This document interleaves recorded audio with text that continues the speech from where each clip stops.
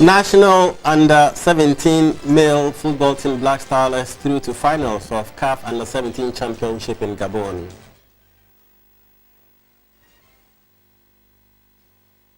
Government to establish a business reporting bureau to receive corruption complaints soon.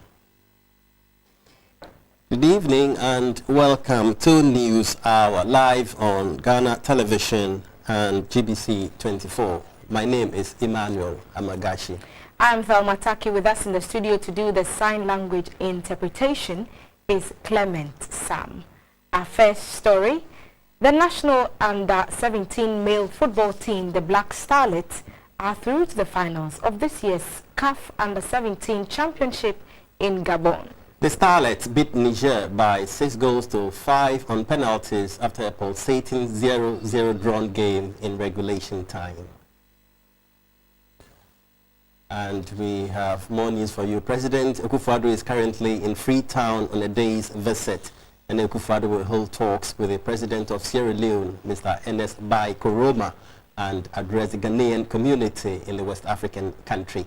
The trip forms part of Akufo-Addo's West African tour, which has taken him to many capitals within the ECOWAS bloc. And back in the national capital, the Minister for Defense, Mr. Dominic Nitiwul, has debunked rumors that military personnel are protecting illegal miners known as galamsey. He, however, warned that any soldier found culpable would face punitive measures. That was the explanation the Defense Minister gave when the issue was brought to his notice at the One Garrison Naval Base in Tema. A report by Salome Tete. The minister started his tour at the Eastern Naval Command, where he inspected a maritime operations center used for monitoring the sea. Officials said some items are yet to be installed at the center. The team then moved to inspect military staff accommodation. Housing security personnel has been a matter of concern for governments. The minister was unimpressed with a building left to rot at the Army Recruits Training School at the Shire Hills near Tema.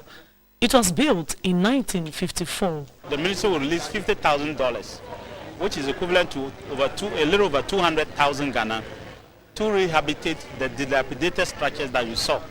Because those structures are housing not recruits, but the officers who are doing the training. The minister also inspected a new housing unit for the military, which is nearing completion. There are 300 apartments in all. Construction of this story building adjacent to the new housing complex is said to have been abandoned in the past 10 years. These would solve the accommodation problems facing 36 officers. The defense minister gave an assurance that funds would be released between now and December for its completion. The palace of the Temamancheni Ajay II was the next port of call. The minister thanked the chief for ensuring cordial relationship between the Navy and the Tema community. Mr. Nitiwul spoke about the alleged military complicit in illegal mining. I'm aware that the Military High Command had an agreement through Memorandum of Understanding with some companies that are registered because galamsey people were trying to take over their lands, take over their concession, like the AGC, like the Newman and other places. So they asked the government to support them with the military, and of course to support them with personnel to be able to guard those places so that at least the investment does not go waste to galamsey people. So the government at that time did that. If that is what they are talking about, then they are not illegal miners.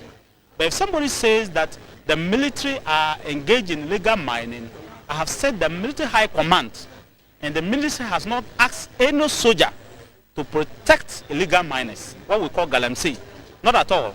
So if any soldier is found culpable and has actually gone to protect people who are illegal miners, that soldier will be dealt with. The defense minister is expected to tour all military garrisons across the country. Salome Tete, GBC24, Accra.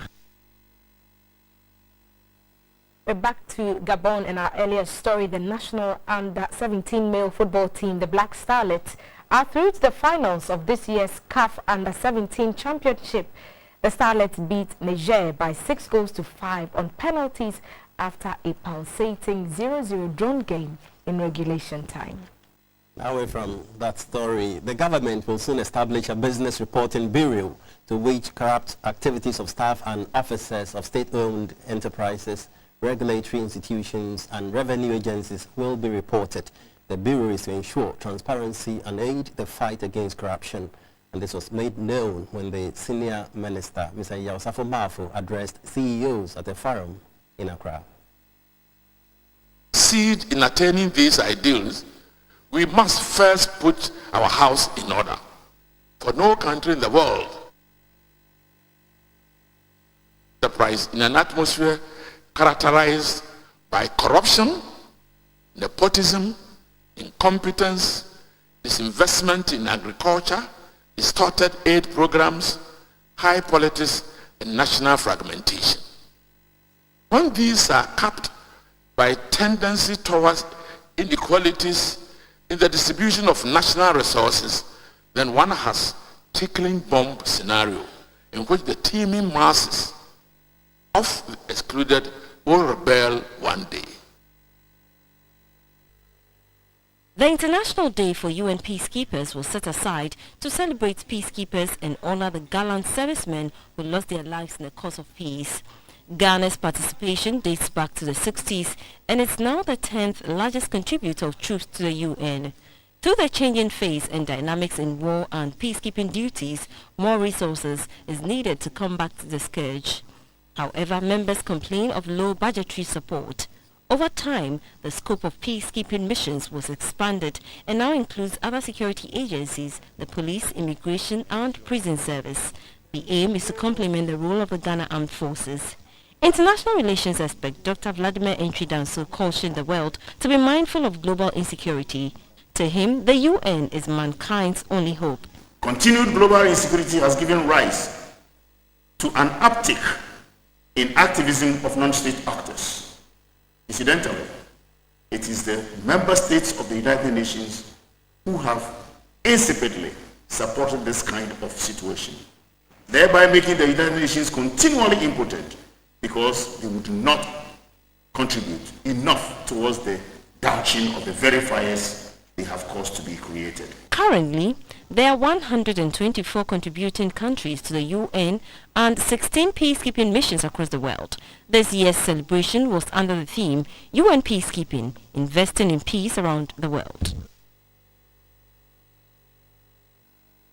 That was a story on International Day for UN Peacekeepers with a call on contributing member states to redefine security, peace, conflict and peacekeeping in the face of rising extremism and terrorism in the 21st century. You're still watching News Hour on GBC24 and GTV, and still in this bulletin, the second edition of the National Red Friday comes off on Friday, May 26, 2017. The day was declared by the Media Coalition Against Galamsey, including GBC, to demonstrate its displeasure against illegal mining in the country. A leading member of the coalition, the Graphic Communications Group Limited, led by its managing director, Mr. Kenneth Ashibe, has asked every Ghanaian to wear red on Friday as a sign of their disapproval of Galamsey operations. Strategies of galvanizing Ghanaians, to support this fight against Galamsey. We've come out with the Red Fridays, and it will be the last Friday of every month, where we are hoping that every Ghanaian, every patriotic citizen who sees the menace that Galamsey is causing, our water bodies that are destroyed, the arable lands that have been desecrated, the poisoning of our water bodies. The one that we've seen right now is the fact that Gridco, major towers, have all been mined around, and currently getting access to any of those towers, should they fall, would be very difficult. And then the fact that last year alone, $7 billion was smuggled out of Ghana due to this illegal mining. We want all of Ghana to put pressure on our leadership to be able to act. Currently where we are now, it's about law enforcement. The president has shown the political courage. We've seen the minister walk the talk that he began at the vetting. And so it's now time for various stakeholders to act. This Friday, we're asking all of Ghana to wear red, to tell the president, to tell all the district chief executives, the police commanders, military people who have the mandate to act, that it's time to act. Until we resolve this issue of Galamsey, we would keep on reminding them. And this is not just about the media, but it's all of Ghana that are rallying around this particular cause to say that enough is enough. We need to eradicate this menace out of the system and ensure that if even we will mine, it will be sustainable mining. It is mining that would enrich Ghanaians, will not poison our lands, but would make us prosper. Another element of it is that we should be able to push this Red Friday to the point where we are able to name and shame and push for jail term for those people who are behind this effort. We need to do Red Friday till the point where we start reclaiming our lands, we start cleaning the water bodies, we also start providing alternative livelihoods for people who have to engage in mining. Away from that story, the switch from glass to plastic packaging has become an increasing popular choice everywhere. Experts say this decision will yield measurable benefits and substantial cost savings. A visit to some scrap yards revealed that over 100 cartons of used glass bottles have been left in storehouses due to the lack of patronage. Dealers say the switch is affecting business. A report by Shelley Beria. Most soft drinks and alcoholic beverages used to be packaged solely in glass bottles. The only thing was that you either present one anytime you want to buy a drink or be prepared to pay a fee in order to carry the bottle along.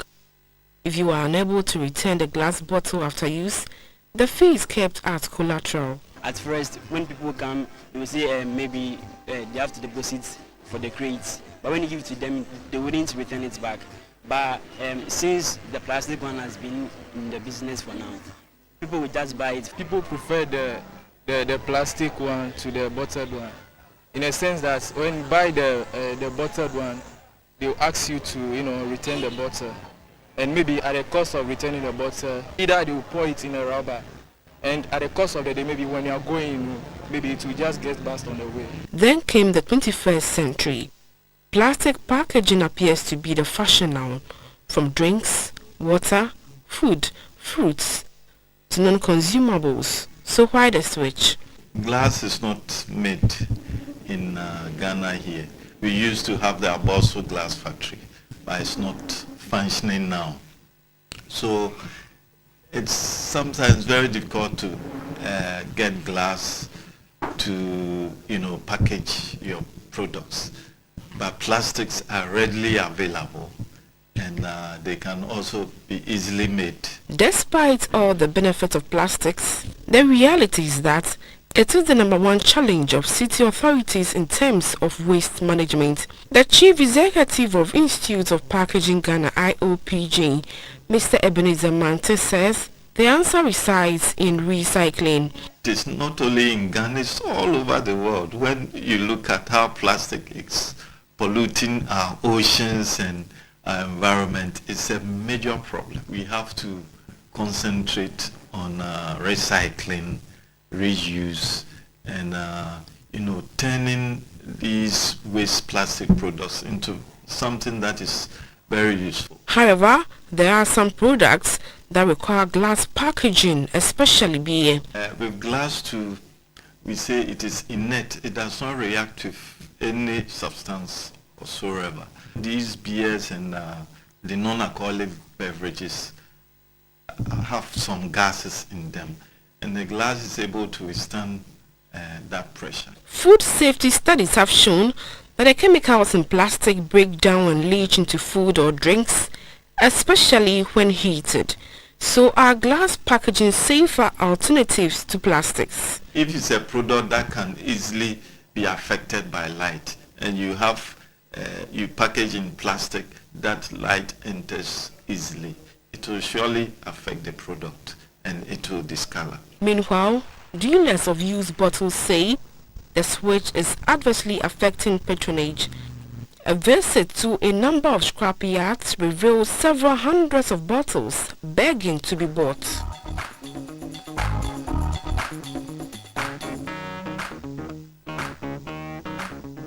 you did like this, if you get bottle parcel, if somebody wants it parcel, you don't come buy because the thing they more. Can't sell 13 days. Who go buy? Who go stand for ground? Who go come buy it? Nobody. The problem is plenty because now the business is no good. The use of glass to produce beads has been documented to date from as early as the 1920s. Bead making in Ghana is popular among the Krubus and Ashantis. Powdered glass beads are made from finely ground glass, the main source being broken and unusable bottles and a great variety of other scrap glasses. Perhaps it's time for dealers of glass beads to take advantage of the situation and cash in. But it appears that the switch from glass to plastics is here to stay. For GBC24, Shelley Bewa reporting.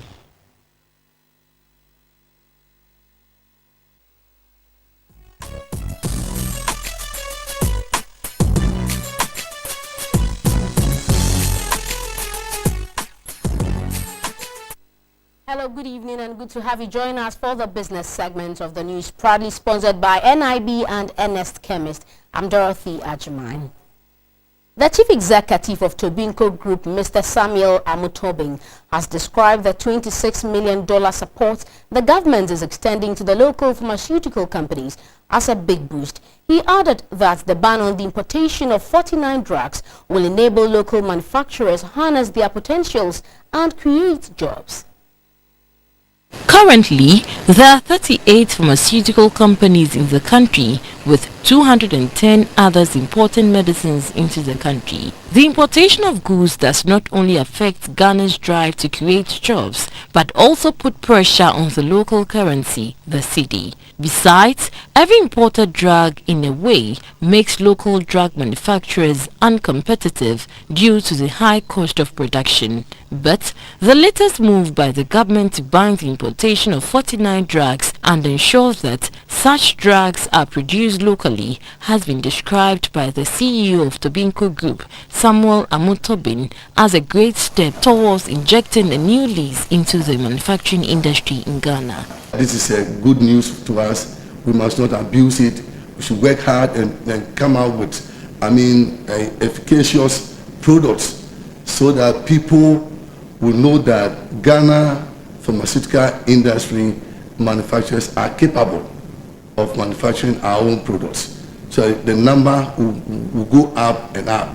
Mr. Samuel Amutobin said another challenge that needs immediate attention is the high cost of borrowing from the commercial banks. If you give this burden or this kind of, we say it is good. We businessmen are happy with it. But I will kindly advise and humbly plead with the government that if he do not support the local industry with some loans, it will be difficult to achieve this purpose.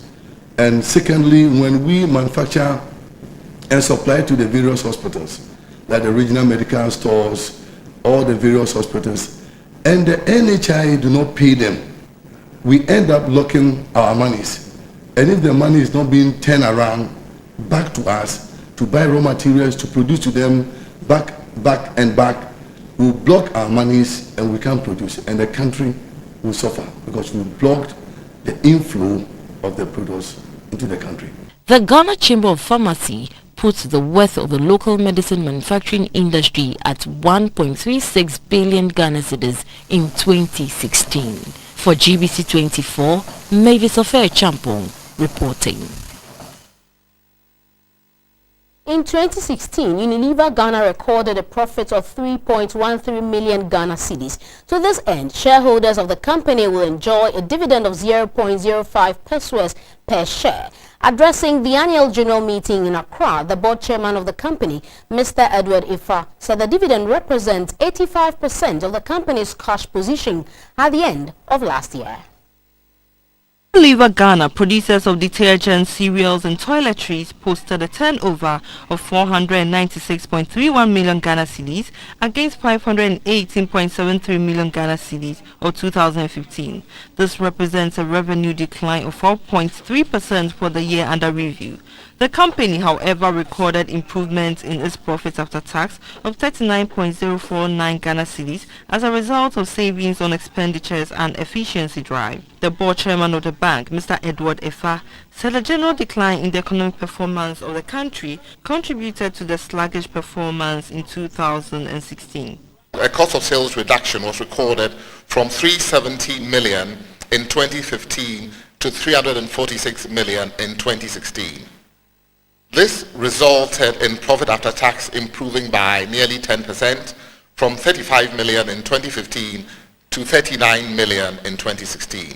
The Board of Directors hereby propose a dividend payout of 5 pesos per share from the 2016 profits, amounting to a total of 3.13 million Ghana cedis. The managing director of Unilever, Mr. Gilbert Yo, said Unilever posted an operating profit before tax of 53.53 million Ghana cedis, representing a 12.36 increase in 2015. He spoke about the strides made in 2016. In line with our commitment to make sustainable living a commonplace in the world, but especially in Ghana, we have continued our journey in 2016. We have remained focused on making a real difference in the population and the economy of Ghana. As the government strives to create a conducive environment for business, we have designed and are implementing our Connected for Growth strategy with greater customer focus and operational intensity. A new board was outdoored after the successful term of the previous one. Are live on GBC24 and GTV, and this is the business segment. On the Tobank market, the cedi depreciated by 4 pesos against the pound sterling and the US dollar, selling at 5 cedis 58 pesos and 4 cedis 30 pesos respectively. The euro, on the other hand, appreciated against the cedi by 5 pesos to close trading at 4 cedis 83 pesos. Up next is the board.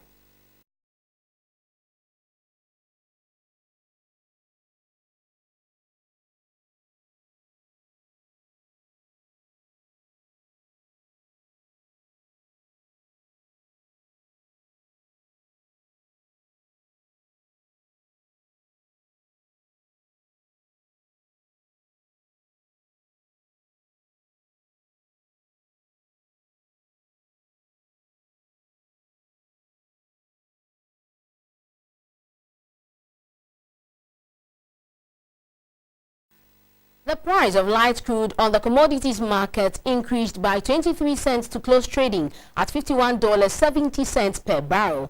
Price of cocoa fell by $31 to close trading at $1,990 per ton. Gold price fell by $5.10 and trading at $1,249.70 an ounce.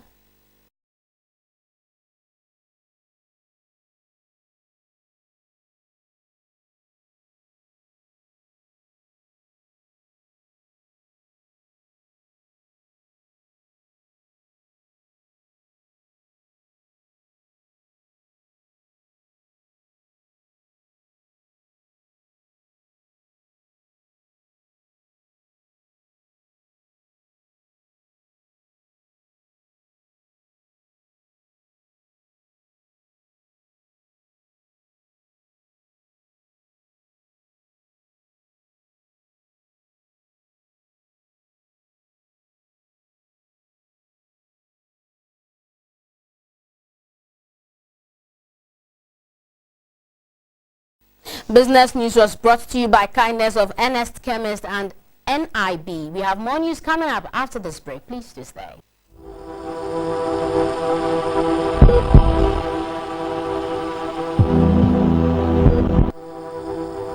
Welcome back. Next is the health segment brought to you by Yamvita and FPAC. Local pharmaceutical industry players have lauded government's plan to ban the importation of some 49 medicines into the country, but called for prompt payment of services rendered to subscribers of the National Health Insurance Scheme. Ghana will make savings of about 900 million cedis following the ban.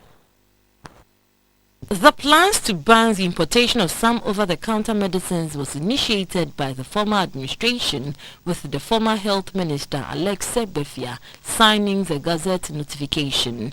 The restriction of the selected medicines does not affect the supply and availability of medicines in the country, but rather medicines imported into the country. Currently, the local medicine manufacturing industry only produces 30% of the country's medicinal needs, with a little over 900 million Ghana cedis going into importation of the medicines. According to the General Manager of Entrance Pharmaceuticals and Research Center, a subsidiary of Tobinco Group, Kojo Asari 4, the move by government to ban the importation will boost the manufacturing industry and give more credibility to the pharmaceutical industry. The fact that it has been restricted doesn't mean that we are going to produce medicines which do not meet standards. No. The law will catch on you. You'll be hurting your own people. So even this one gives us the chance to even improve more on the standards that we want to do.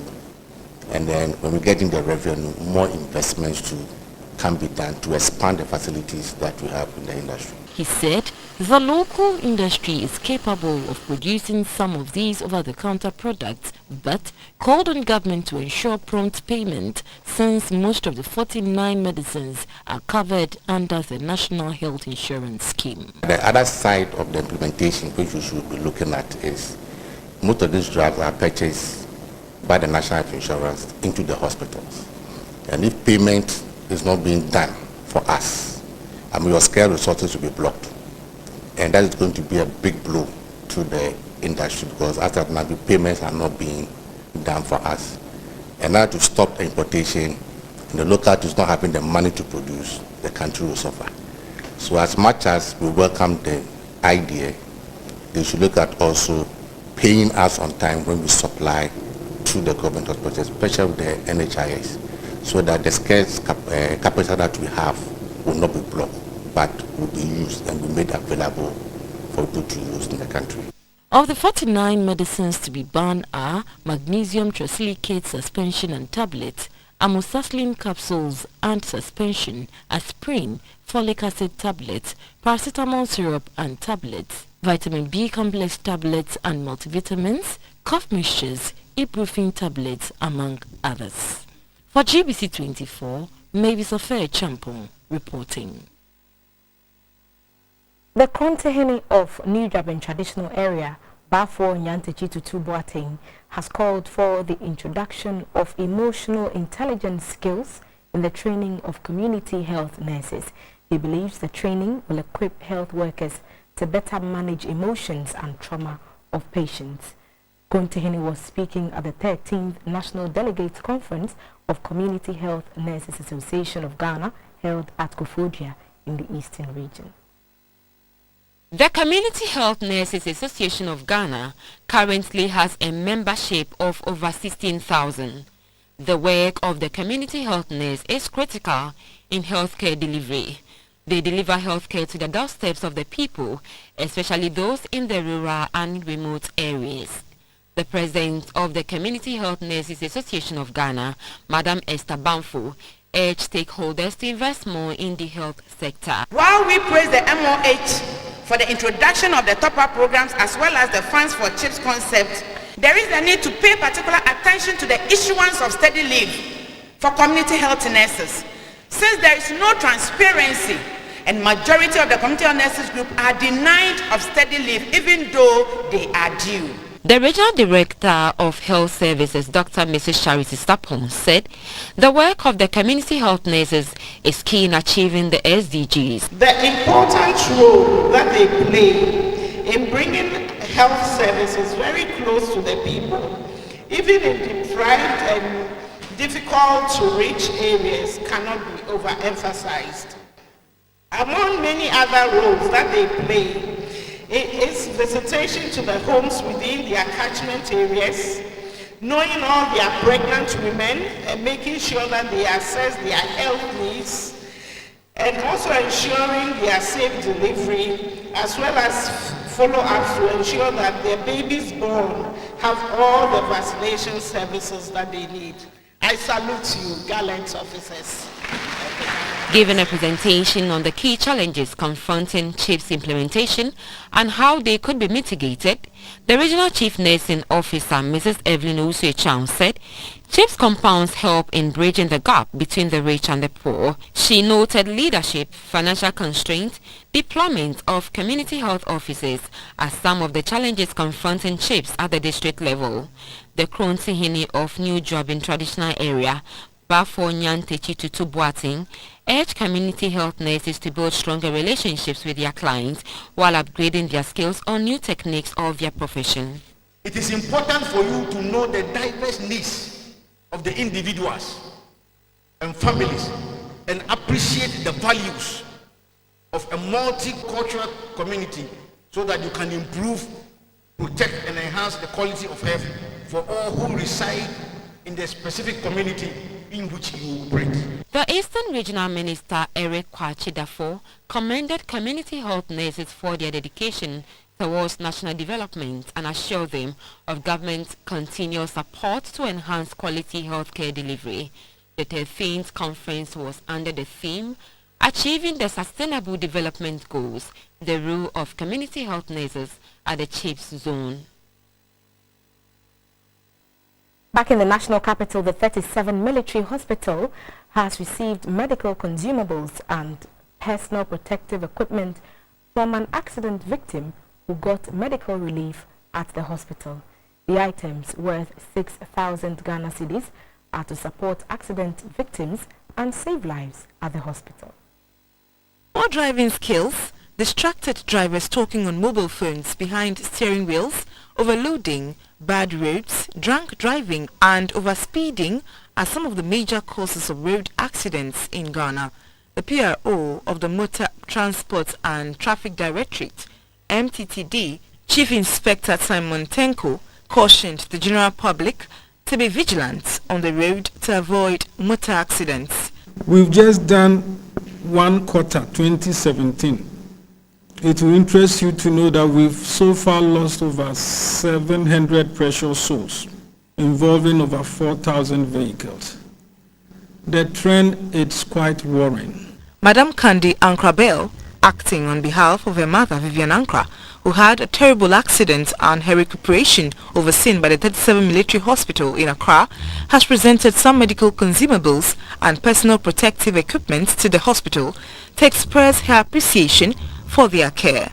The items will go to the trauma surgical and emergency unit. According to the victim's daughter, her mother was involved in a motor accident 3 years ago. She said, but for the swift intervention of the medical professionals, the story of the mother would have been different. We are prepared to support the victims in many ways and finally to provide help for victims who through the accidents become disabled. A commanding officer, Colonel Yabua Ejapon, thanked her for the gesture and asked for more support from individuals and other organizations.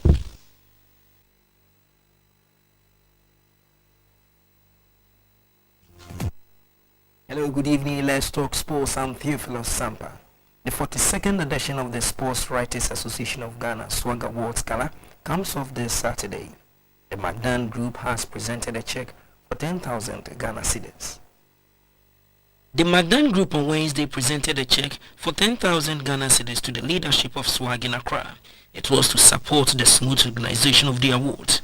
The group chairman, Mr. Daniel Macaulay, explained the justification for the gesture. I will continue to support them, and so far as they are doing the right things, my interest in them is I can see in recent days they've really criticized some of the sporting organization, association who are not doing their job well.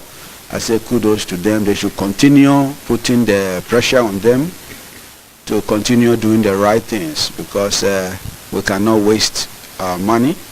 We cannot only push our money into sport, into soccer.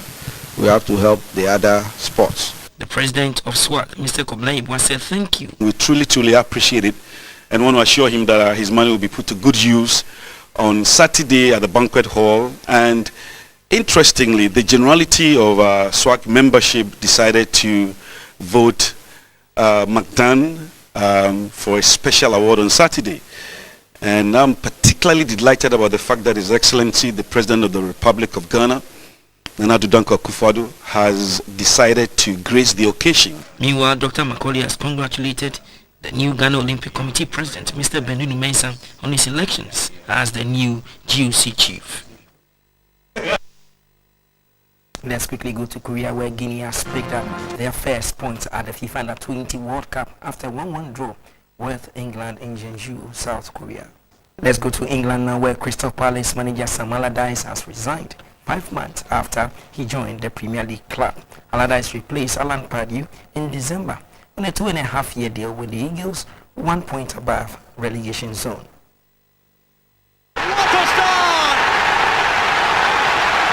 The 62-year-old Allardyce took charge at Selhurst Park on December 23. He guided the Eagles to safety this month following a 4-0 win against Hull, who were relegated as a result. However, the former England boss has now decided to walk away from his 2.5-year deal with the South London club and intends to spend more time with his family. Allardyce issued a statement on Tuesday detailing his reason behind what he felt was a very difficult decision to make, but also a simple one. To the USA, where the Cleveland Cavaliers are one win away from securing a third straight berth in the NBA Finals after they defeated the Boston Celtics by 112 points to 99 in Game 4 of the Eastern Conference Finals. Go for sports.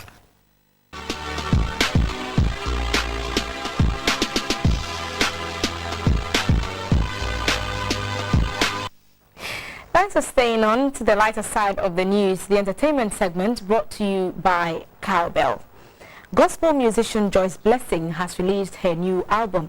Some of the songs on the album features Obapa Christie and SP Kofi Sapong. Joyce Blessing was a guest on our showbiz program earlier today. Yes, starting your Mojuma 3 years ago. Satamana Muntie, Munkomochi, Heavy Prize, Nyame Guama, Kantamantu Nyame and all that. No. Now you prepare that one, so.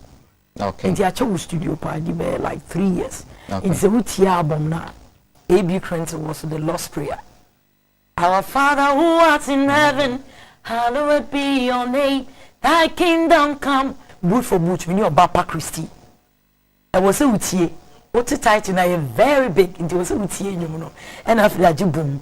And after some woman komochi, a friend saying, Fasha baby. Okay. Fasha baby, mini SP Kofi upon it way. Okay. And I'm an only one, so I be also. Wow. Yes. And I started the worship, a slow one, reggae, I mean, too much. Okay.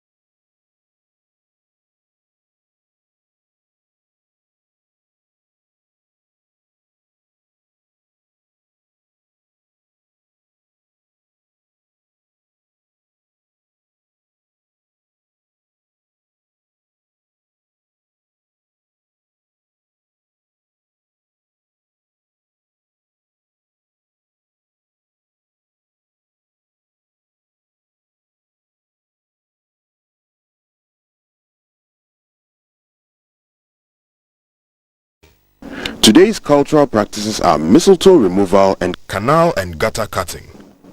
Mistletoe removal. Mistletoe is a plant that parasites nutrients from the tree. If not removed immediately, the mistletoe will multiply, killing off many of your cocoa trees. Cut or remove mistletoe completely from the knot where the mistletoe is attached to the cocoa tree, otherwise it will grow back. Use a cutlass or harvesting hook to remove the canopies from the main tree to ensure adequate intake of nutrients by the cocoa trees. Canal and gutter cutting. If your farm is easily flooded during the rainy season, you should dig canals and gutters so that the water flows away from the farm. This will create the right atmosphere needed for. We are in the rainy season, so get an umbrella or a raincoat too. Anytime, wherever you find yourself in the rain surface, you can protect yourself. See you same times tomorrow. Good evening. Thank you, Felicity. And that's how we wrap up News Hour on GBC24 and GTV. Thanks so much for your company. Join us again at 10 for the late edition. Until then, enjoy your evening.